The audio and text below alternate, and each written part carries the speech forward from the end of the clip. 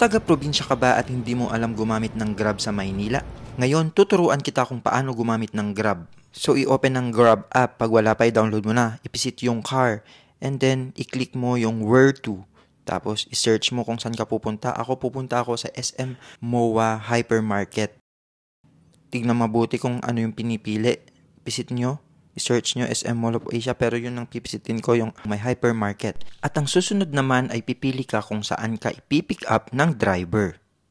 Ipo-point out mo yan, ipo-point out mo. Pwede dyan or dyan.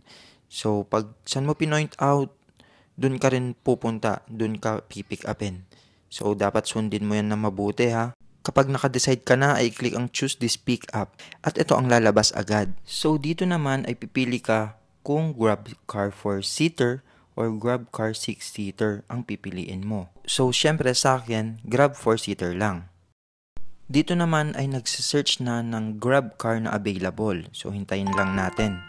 Yan, meron na. Color blue na Toyota Vios. Kung may mga message kayo bago kayo i-pick up, ay i-message nyo na. Gaya sa akin, sasabihin ko na sa Florida bus ako at meron kaming 2 small luggages at 2 malalaking luggages. Kasi minsan, hindi kasya sa mga ibang car. Kaya, importante rin na malaman ng driver yan. At pag hindi nga kasya, ay magre-rebook na lang.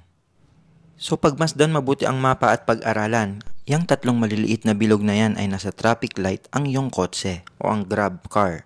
Tapos yan, makikita mo na umuusad papunta sa'yo ang blue na car na Toyota Vios.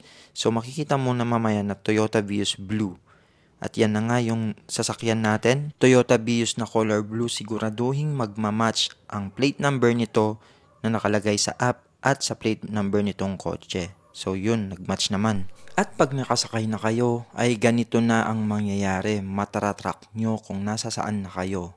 So yan, nakasakay na tayo at umuusad na tayo papuntang SM Mall of Asia Hypermarket. Malapit na tayo sa SM Mall of Asia. At kung sa tingin nyo ay malapit na tayo, ay ihanda na ang ating pamasahe. Kung nakalimutan nyo ay pwede nyong i-swipe down at makikita nyo yung total na babayaran ninyo.